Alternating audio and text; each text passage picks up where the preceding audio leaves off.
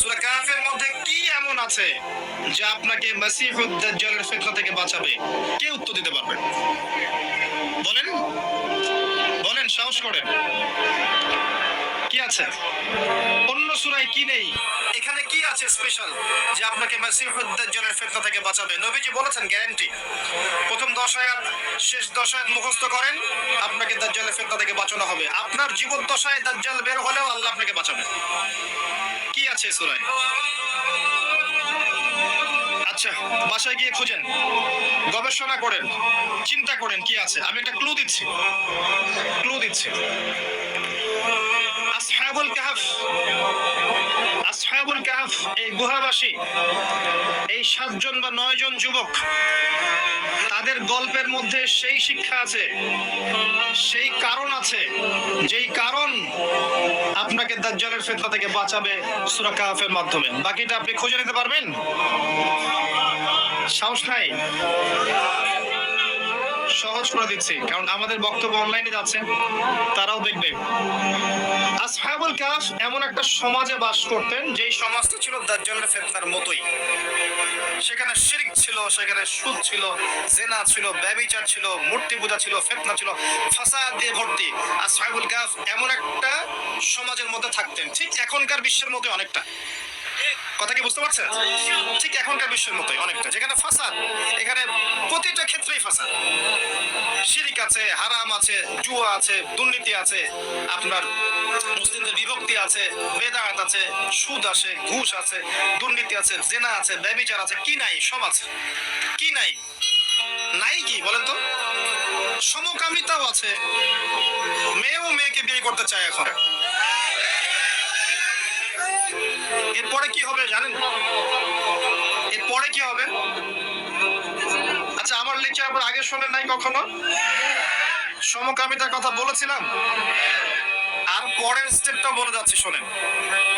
Feminist রেভলিউশনের মাধ্যমে নারী পুরুষের এই যে আমরা একাকার একটা ফ্রি মিক্সিং করেছি না, এগুলোর মধ্য দিয়ে আস্তে আস্তে আস্তে আস্তে নারীর সম্মান কমে গেছে, 1 নম্বর। 2 নম্বর, বৈবাহিক সম্পর্কগুলো ঠুনকো হয়ে যাচ্ছে দিন দিন। জেনা বেড়েছে, ধর্ষণ বেড়েছে, ব্যভিচার বেড়েছে। আস্তে আস্তে আস্তে আস্তে দেখবেন মেয়েদের প্রতি আকর্ষণ কমে গিয়ে ছেলে ছেলেকে বিয়ে করা শুরু করবে, মেয়ে মেয়েকে বিয়ে করা শুরু করবে। নবী সাল্লাল্লাহু আলাইহি ওয়াসাল্লাম বলেছেন, আমার উম্মতের মধ্যে সমকামিতা ব্যাপকভাবে ছড়িয়ে না পড়া পর্যন্ত কিয়ামত হবে না। কি বুঝলেন? আমার উম্মত যতদিন পর্যন্ত মূর্তি পূজা করছে না ততদিন কিয়ামত হবে না।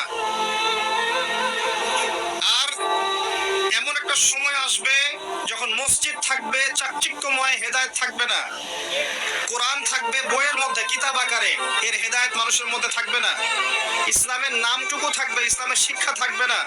এবং আসমানের নিচে, জমিনের উপরে সবচেয়ে নিকৃষ্ট মানুষ হবে তারা যারা এক শ্রেণীর আলেম, যারা দুনিয়ার বিনিময়ে দিনকে বিক্রি করে খায়। টাটকা হাদিস তিরমিজির মধ্যে আছে। আমি আপনাকে বলছি, এই ফিতনাগুলোর পরে এসেছে এই সমকামিতা এবং চাইল্ড অ্যাবিউজিং, বাচ্চাদেরকে ধর্ষণ করা। এরপর দেখবেন মেয়েদের প্রতি আগ্রহ কমতে কমতে বাচ্চাদেরকে মানুষ ধর্ষণ করা শুরু করে। কারণ পর্নোগ্রাফি দেখতে দেখতে মানুষের মাথাটা পশুর মতো হয়ে গেছে। একটা মেয়ের দিকে সে আর সম্মানের চোখে তাকাতে পারে না। একটা মেয়ে বাচ্চাকে কোলে নিলেও সে তাকে মানে কি বলবো, বাচ্চাদের মতো আদর করতে পারে না, নোংরা ভাবে আদর করে। আমার কথা বুঝতে পারছেন না মনে হয়? যেভাবে বাচ্চাদের প্রতি ধর্ষণ বেড়েছে, এটা কি আগের 100 বছরে ছিল ভাই? ছিল? আর যারা এগুলো করেছে এদের সবার কি বিচার হয়েছে? যদি এভাবে বিচার না হয় তারা কি উৎসাহিত হবে না? এখন ইসলাম যে বলেছে এদের বিচার প্রকাশ্যে করতে হবে, ইসলাম কি অপমান করেছে? ইসলাম কি অন্যায় করেছে কোনো? ইসলাম কি মানবতা গর্হিত কোনো কাজ করেছে? এরপর কি হবে সেটাও শোনেন। চাইল্ড অ্যাবিউজিং বাড়বে, তারপরে আসবে, এটা বলতে আমার ঘৃণা লাগছে কিন্তু এটা হবে, এটা আপনি লিখে রাখতে পারেন ইনশাআল্লাহ। ওয়া মা তাওফীকি ইল্লা বিল্লাহ, আলাইহি তাওয়াক্কালতু ওয়া ইলাইহি উনীব। আমি আল্লাহর প্রতি তাওয়াক্কুল করে কথা বলছি, ভুল হলে আমার পক্ষ থেকে, সঠিক হলে আল্লাহর পক্ষ থেকে। মানুষ জীবজন্তুর সাথে জেনা করা শুরু করবে, মানুষ জীবজন্তুর সাথে জেনা করবে। রেকর্ড হচ্ছে, আজকে থেকে 5 বছর পরে দেখে নিতে পারো ইনশাআল্লাহ। আল্লাহু আ'লাম। আমি ভবিষ্যৎ বক্তা নই। বর্তমান সম্পর্কে যারা ওয়াকেফাল নয় তাদের কাছে বর্তমানকে মনে হয় ভবিষ্যৎ। যারা বর্তমান সম্পর্কে ওয়াকেফাল তারা বুঝতে পারবে এগুলো ভবিষ্যৎবাণী না, এগুলো বর্তমান চলছে। আসেন ওইদিকে আমরা না যাই। তো আসহাবুল কাহফের সমাজটা ঠিক এমন ছিল, একদম জাহিলিয়াতিপূর্ণ, ঠিক দাজ্জালীয় সভ্যতার মতোই, যে দাজ্জাল থেকে আপনি পালাতে যাচ্ছেন। এই বেচারারা কি করলো? এই বেচারারা ছিল ওই সময়কার প্রশাসনের উচ্চ পদস্থ কর্মকর্তার ছেলে। আল্লাহর কি কাজ, যেমন তেমন মানুষ ছিল না তারা, প্রশাসনের উচ্চ পদস্থ কর্মকর্তাদের ছেলে ছিল তারা, এই 7 জন বা 9 জন যুবক। আল্লাহ পাক তাদেরকে ঈমানের নূর দিলেন, তারা ইসলাম কবুল করলো। সুবহানাল্লাহ। ইসলাম কবুল করে ঈমানকে গোপন করে রাখলো। গোপন করে রেখে তারা ভিতরে ভিতরে দাওয়াতি কাজ করত। এক পর্যায়ে মানুষ যখন জেনে ফেললো যে তারা মুসলিম হয়ে গেছে, তখন তাদেরকে রাজ দরবারে নিয়ে আসা হয়েছে। আলটিমেটাম দেওয়া হচ্ছে 3 দিনের মধ্যে ধর্ম ত্যাগ করতে হবে, না হলে তোমাদের গর্দান উড়িয়ে দেওয়া। বুঝতে পারছেন কথা? এই বাদশার নাম ছিল দাকিয়ানুস। কি নাম? দাকিয়ানুস। এই বাদশা আলটিমেটাম দিল। তো তারা কিন্তু ওই সমাজের মধ্যে কোনো জঙ্গিবাদী কর্মকাণ্ড করলো না, কোনো সন্ত্রাস ছড়ালো না, তারা কিন্তু কোনো বিদ্রোহ করলো না। তারা আস্তে করে ওই সমাজ থেকে চলে গেল, ওই সমাজ থেকে চলে গেল, হিজরত করে চলে যাচ্ছে। যাচ্ছে হয়তো কোনো একটা জায়গায়, কোথায় যাচ্ছে আল্লাহ পাক সেটা বলেননি যে কোথায় যাচ্ছিল তারা। আল্লাহ পাক শুধু বলেছেন যে তারা এখান থেকে ফিতনা থেকে বের হয়ে, ফিতনাময় পরিবেশ থেকে বের হয়ে, সাথে একটা কুকুর ছিল, কুকুর, এই কুকুরকে নিয়ে তারা চলে যাচ্ছে বাড়ি ঘর সহায় সম্পত্তি সব ছেড়ে দিয়ে ঈমান নিয়ে কোথাও চলে যাচ্ছে এই ফিতনাময় পরিবেশ থেকে অনেক দূরে, ডিসকানেক্টেড। যেতে যেতে রাত্রে বেলা একটা গুহার মধ্যে আশ্রয় নিয়েছে। রাতের বেলা ঘুম এসেছে, ক্লান্ত হয়েছে, একটা গুহার মধ্যে আশ্রয় নিয়েছে। ব্যাস এই গুহাতেই ঘটনা। আল্লাহ পাক 309 বছর ঘুম পাড়িয়ে রেখে দিয়েছে। কথা বুঝতে পারছেন? এরপরে তারা যখন জাগনা পেল, আল্লাহ পাক 309 বছর পর যখন জাগ্রত করলেন, উঠে তারা বলছে একজন একজনকে যে কাম লাবিসতুম, কতদিন ঘুমিয়েছিলাম? একজন বলছে লাবিসনা ইয়াওমান আও বা'দা ইয়াওম, একদিন ঘুমিয়েছি বা একদিনে কিছু অংশ ঘুমিয়েছি। আরেকজন বলছে রব্বুকুম আ'লামু বিমা লাবিসতুম, আল্লাহই ভালো জানে আমরা কতদিন ঘুমিয়েছি। যাই হোক, এই মুদ্রাগুলো নাও, এই মুদ্রাগুলো নাও, নিয়ে বাজারে যাও, বাজারে গিয়ে ফালিয়ানজুর আইয়ুহা আজকা তুআমা, দেখো যে পবিত্র খাবার কোনটা আছে নিয়ে আসো, আমরা ক্ষুধার্ত। ঘুম থেকে উঠে এতটুকু বলেছে আমরা ক্ষুধার্ত, আমরা কতদিন ঘুমিয়েছিলাম, ব্যাস এতটুকু। আর তারা তো জানে যে আমরা এই পথ দিয়ে এসেছি গতকাল, কবে? তারা তো জানে না 309 বছর পার হয়ে গেছে, জানে? তাই মুদ্রা দিয়ে পাঠাচ্ছে, যাও খাবার নিয়ে আসো, ক্ষুধা লাগছে। কতদিন ঘুমিয়েছিলাম সেটা নিয়ে পরে ডিসকাস করা যাবে, আগে খাই, আগে ক্ষুধার্ত, আগে খাই। আচ্ছা, এবার বাই দ্য ওয়ে, ওই যে মুদ্রাটা সাথে করে নিয়ে সে বাজারে গেল, গিয়ে সেই মুদ্রা দিয়ে রুটি কিনতে যাচ্ছে, রুটি। এবং রাস্তাঘাট তার কাছে অপরিচিত মনে হচ্ছে, যে এই রাস্তায় তো আগে আসছি বলে মনে হচ্ছে না, আমরা তো রাস্তা খুব ভালো করে চিনি, এখানে তো এগুলো ছিল না। মনে করেন আপনি এখানে ঘুমিয়ে গেলেন, 309 বছর পর আল্লাহ পাক আপনাকে ওঠালেন, ওঠার পর আপনার কি অবস্থা হবে? কি অবস্থা হবে? চিনবেন কিছু আশপাশে? আপনি তো মনে করেন স্বপ্ন দেখছেন আপনি, অথবা আপনি পাগল হয়ে গেছেন, তাই না? ওদেরও সেম অবস্থা হলো। এই বেচারা যে বাজারে গিয়েছে মুদ্রা নিয়ে, ওর তো অবস্থা খারাপ। কি অবস্থা, আমি কোথায় আসলাম? যাই হোক, মুদ্রা দিয়েছে, রুটি কিনতে চাচ্ছে। এবার মুদ্রাটা দেখে রুটিওয়ালা বলছে যে এই গুপ্তধন কোথায় পাইছো ঠিকঠাক বলো, নাহলে কিন্তু পুলিশের হাতে তুলে দেবো। গুপ্তধন কোথায় পাইছো? এ বলে যে কিসের গুপ্তধন, আমরা এখানকার প্রশাসনের ছেলে, এইটা আমাদের টাকা, গুপ্তধন পাবো কোথায়? গতকালকে এখান থেকে বের হয়েছি, গুহায় রাত কাটালাম, আজকে চলে আসি। এ বলছে পাগল হয়ে গেছে, এখানে তো দাকিয়ানুস বাদশার সিলমোহর দেওয়া আছে, আর দাকিয়ানুস বাদশা তো 300 বছর আগে মারা গেছে, আমাকে পাগল মনে করো? এগুলো বলছে সে। এবার চিন্তা করেন ওই ব্যক্তির কি অবস্থা। কথা কি বুঝতে পারছেন? ঘটনা কি মজার না? অ্যামেজিং ব্যাপার। আল্লাহ পাক তাই বলছেন, হাসিবতা আন্না আসহাবাল কাহফি ওয়ার রাকিম কানু মিন আয়াতিনা আজাবা, হে নবী আপনি কি ভেবেছেন আসহাবুল কাহফের ঘটনাটা অদ্ভুত বিস্ময়কর ঘটনা ছিল? আসলেই তাই ছিল, আসলেই তাই ছিল। একটু ক্লু দিয়ে আপনাকে মাথায় একটু নাড়া দেই। 309 বছর পরে একটা মুদ্রা নিয়ে বাজারে গিয়েছে। কত বছর পরে? তো 309 বছর ওই মুদ্রা পকেটে নিয়ে ঘুমানোর পরেও সেই মুদ্রার মান কিন্তু কমে যায়নি। আমি কি বোঝাতে পারছি? 309 বছর ওই মুদ্রা পকেটে নিয়ে ঘুমানোর পরে মুদ্রার মান কিন্তু কমে যায় নাই, টাকার মান কিন্তু কমে যায়নি। আমার পকেটে কয় টাকা আছে দেখি, বেশি টাকা নাই ভাই, একটা 1000 টাকার নোট দেখতে পারো। এটা নিয়ে আমি যদি 300 বছর ঘুমাই, 300 বছর পর এই 1000 টাকার মান কি 1000 টাকা থাকবে? কোথায় যাবে সেই মান? এই 1000 টাকা উপার্জন করতে আমাকে যে শ্রম এবং সময় দিতে হয়েছে, যদি এর মান কমে যায় তাহলে সেই শ্রম এবং সময় কি নষ্ট হবে না? তাহলে আমার শ্রম এবং সময় কে চুরি করে খাচ্ছে? আমি কি বোঝাতে পারছি না? 309 বছর ঘুমিয়ে থাকার পরেও তাদের মুদ্রার মান কমে যায়নি। কিসের মুদ্রা ছিল এটা? আমার 1000 টাকার মতো? কিসের মুদ্রা ছিল? স্বর্ণের বা রৌপ্যের? আর আপনারা জানেন কিনা যে বর্তমান পশ্চিমা সভ্যতা ক্ষমতায় আসার পরে তারা বাজার থেকে, অর্থনীতির বাজার থেকে স্বর্ণ মুদ্রা, রৌপ্য মুদ্রাকে হারাম করে দিয়েছে। আপনি সেটা দিয়ে ডিল করতে পারবেন। আর আল্লাহ পাকের হালালকে কেউ হারাম করলে কি হয়, আর আল্লাহর হালালকে কেউ হারাম করে নিলে কি হয়, এটা আমার চেয়ে আপনারা ভালো জানেন।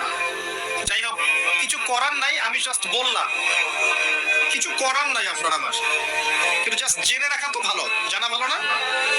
ইউসুফ আলাইহিস সালামকে কি দিয়ে কেনা হয়েছিল? বিকাশের মাধ্যমে। সুবহানাল্লাহ। এই যে খিদর আলাইহিস সালাম দেয়াল নির্মাণ করছেন, দেয়াল নির্মাণ করছেন, নিচে ওই বাপ দাদার পৈতৃক সম্পত্তি আছে রেখে যাওয়া, সেগুলো কিসের? ধাতুর। কোন ধাতুর? সেগুলো ইলেকট্রনিক মানি, ক্রিপ্টোকারেন্সি, বিটকয়েন। ইসলামে যে মুদ্রা বলে কিছু আছে, এটাও এখন মানুষকে বোঝাতে হয়। আর অনেক সময় দাড়ি টুপিওয়ালা মানুষও বলবে যে এসব আবার কি জিনিস, ইসলামিক কারেন্সি আবার কি জিনিস। সবই জায়েজ, ফাইন, আমি তো তর্ক করতে চাই না, এগুলো পছন্দ করি না। যেটা আপনার কাছে জায়েজ মনে হচ্ছে আপনি করতে থাকেন, কিন্তু অ্যাটলিস্ট আমরা আকীদা লালন করছি যে আসহাবুল কাহফের ওই মুদ্রা, নবী সাল্লাল্লাহু আলাইহি ওয়াসাল্লামের সময়কার দিনার দিরহাম এবং এই যে ইসলামিক কারেন্সিগুলো কোরআনে বলা আছে, এগুলো বর্তমান সময়ে চলমান বিষয়ের চেয়ে 1000 গুণ বেশি ভালো, যার মান কখনো কমে যাবে না ইনশাআল্লাহ তাআলা। যাই হোক, কিছু করার নাই, জেনে রাখলেন এতটুকুই। এবার সেই ব্যক্তিকে বাদশার কাছে নিয়ে যাওয়া হলো।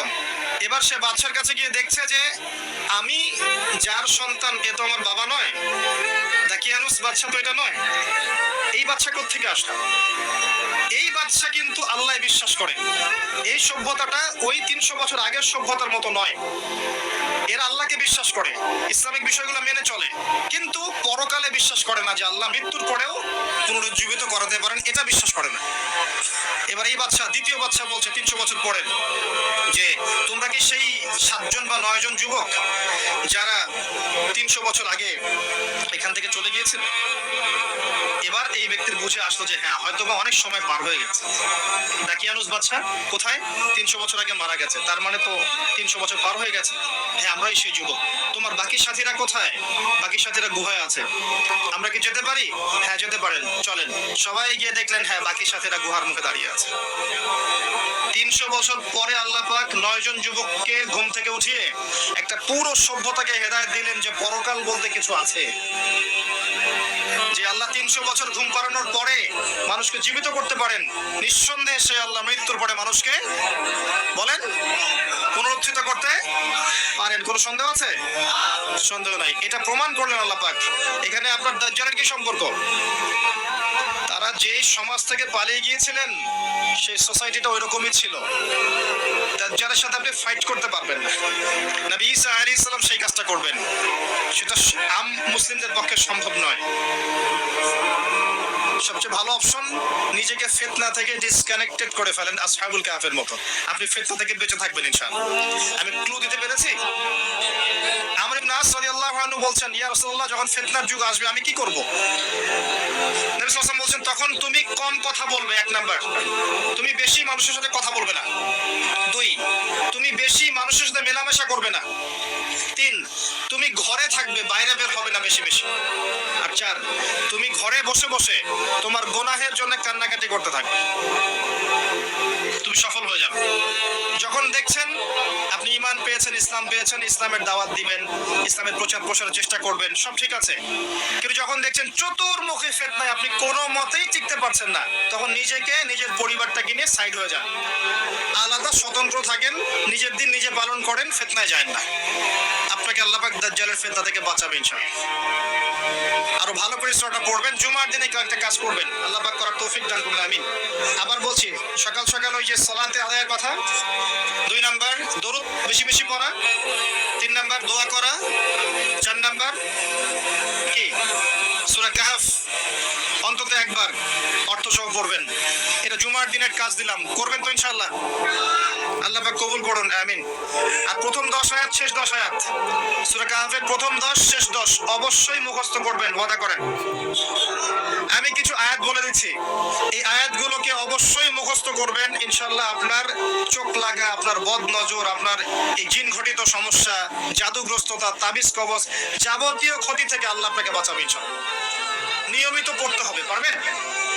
1 নাম্বার সূরা ফাতিহা, 1 নাম্বার কি সূরা ফাতিহা, 2 সূরা বাকারার প্রথম 5 আয়াত, আলিফ লাম মিম থেকে শুরু করে প্রথম 5 আয়াত, ঠিক আছে?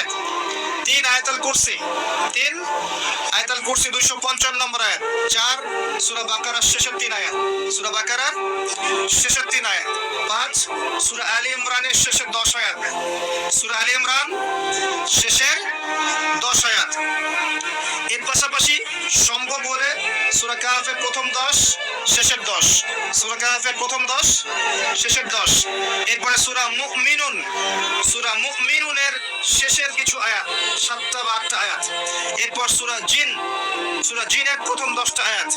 এরপর সূরা হাশর, সূরা হাশরের শেষের 3টা বা 4টা আয়াত। এরপর আপনার সূরা মুমিনুন এর প্রথম 10টা আয়াত। এরপরে আছে সূরা কাফিরুন, সূরা ফালাক, সূরা নাস, সূরা ইখলাস। পারা যাবে ইনশাআল্লাহ? এগুলো মুখস্থ করে ফেলতে পারবেন না? রমজান মাসে টার্গেট দেন, এগুলো সব মুখস্থ করবেন ইনশাআল্লাহ, পারবেন না? রমাদান মাস সামনে, কয়েকটা কাজ বেশি বেশি করেন। 1 নাম্বার 5 ওয়াক্ত সালাত মসজিদে পড়বেন, ওয়াদা করেন 5 ওয়াক্ত সালাত মসজিদে পড়বেন। 2 তারাবির নামাজ জামাতে গিয়ে পড়বেন, তারাবির নামাজ জামাতে গিয়ে পড়বেন। 3 রমজান মাসে কম কম খাবেন, কম কম খাবেন, কম কম ঘুমাবেন, কম কম খাবেন, কম কম ঘুমাবেন। সেহরিতে কম খাবেন, ইফতারও কম খাবেন। ওই শ্রেণীর হুজুরদের মতো হয়েন না যারা ইসলামিক লেবাস নিয়ে সুন্নতের কথা বলে, বাট তাদের পেটের মধ্যে সুন্নত নাই। আমি কি বুঝাতে পারছি?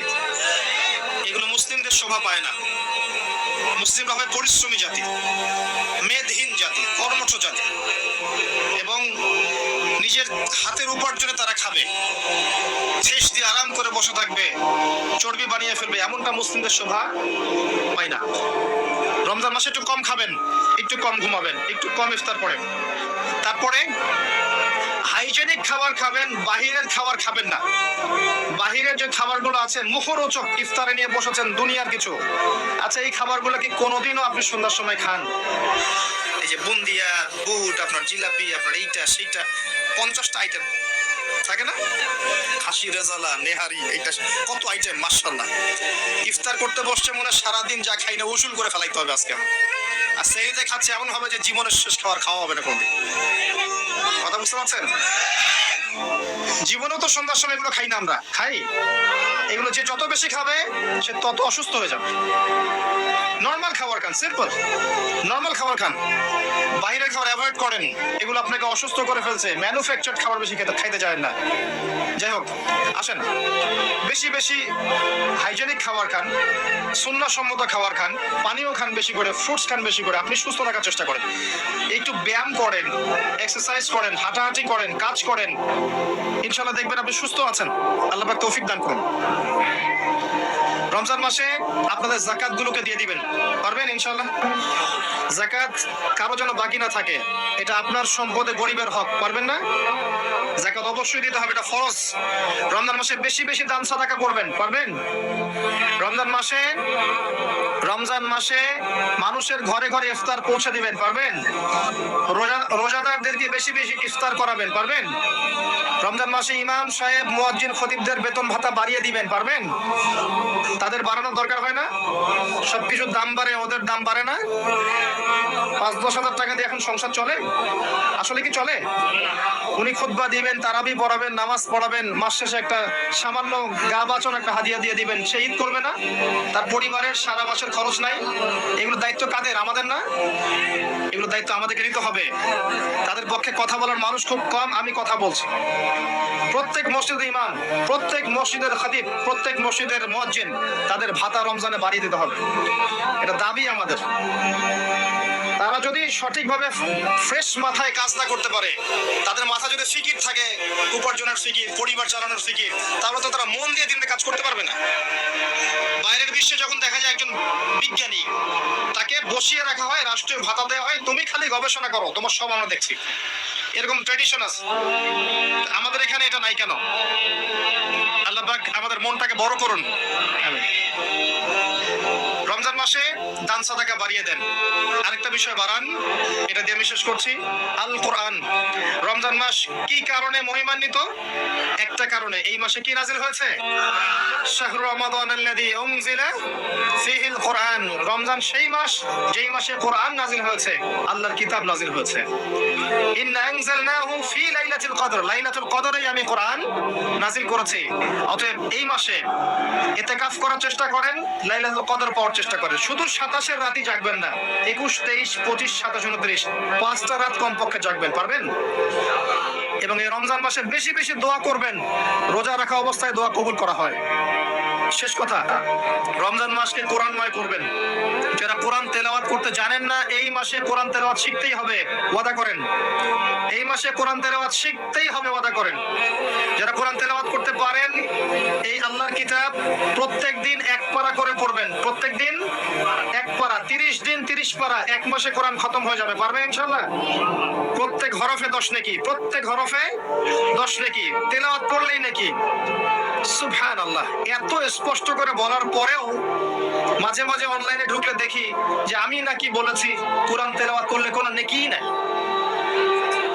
বড় বড় আলেম এই কথা যখন বলছেন, আমি অবাক হয়ে যাচ্ছি যে আপনার মতো মানুষ এই কথা বলতে পারে যাচাই বাছাই ছাড়াই।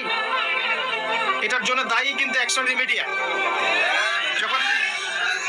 যখন কাট পেস্ট করে অল্প অল্প অংশ দিয়েছে, তারা তো আর পুরো লেকচার দেখার সময় পায় না, ওইটা দেখেছে, দেখে মন্তব্য করা শুরু করেছে। নবী সাল্লাল্লাহু আলাইহি ওয়াসাল্লাম এটাই বলেছিলেন, কাফা বিল মারই কাযিবান ওয়া হুয়া ইয়াকুল কুল্লামা সামিআ। কোন মানুষের মিথ্যাবাদী হওয়ার জন্য এতটুকুই যথেষ্ট যে যা শুনলো যাচাই বাছাই না করেই প্রচার করা শুরু করবে। স্পষ্ট করে বলছি, কোরআন তেলাওয়াত করেন, প্রত্যেক হরফে 10 নেকি হবে। কোরআন আপনার পক্ষে সাক্ষী দিবে। আলিফ লাম মিম একটা হরফ নয়, 3টা হরফ। কোরআন তেলাওয়াত করে যারা মাহির হয়, তারা সম্মানিত ফেরেশতার সাথে হাসর করবে। যারা পড়তে গিয়ে আটকে যায়, ওরা ডাবল নেকি পাবে। হাফেজে কোরআন থেকে বলা হবে, ইকরা ওয়ারতাক, তুমি পড়ে উঠতে থাকো। ওয়ারাতিল কামা কুনতা তুরাতিল ফিদ দুনিয়া, তুমি দুনিয়ায় যেমন করে পড়তে, এখন পড়তে থাকো কিয়ামতের মাঠে। ফাইন্না মানজিলাতাকা ইলা আখির আয়াতিন তাকরাউহা, তোমার শেষ মঞ্জিল হবে অত উচ্চতায় যেখানে তুমি পড়া শেষ করবে। সুবহানাল্লাহ। কেউ যদি 1000 আয়াত মুখস্থ করে, 1000 তলা বিল্ডিং পাবে ইনশাআল্লাহ জান্নাতে। এত স্পষ্ট করে বলার পরেও রমজানে আমরা যারা তেলাওয়াত করতে জানি, দিনে 1 পারা করে তেলাওয়াত করবো ইনশাআল্লাহ, ওয়াদা করেন, পারবেন? এরপর যারা হাফেজে কোরআন, রমজান মাসে পুরো কোরআন আবারও হিফজ চর্চা করতে হবে, পারবেন ইনশাআল্লাহ? এবং তারাবির নামাজ পড়াবেন ইনশাআল্লাহ তাআলা। এরপর যারা কোরআনের অর্থ বোঝেন, টুকটাক, আমরা যারা আরবি বুঝি, ব্যাকরণ ভাষা কুচিটা বুঝি টুকটাক ভাঙাচোরা, তাদের উপর দায়িত্ব হচ্ছে এই রমজান মাসে পুরো কোরআন বিশুদ্ধ তাফসীর থেকে একবার খতম করতে হবে। পারা যাবে ইনশাআল্লাহ? প্রত্যেকদিন 1 পারা করে আমি অর্থ সহ পড়বো, পুরো 30 দিন 30 পারা, পারা যাবে ইনশাআল্লাহ? এরপর আমভাবে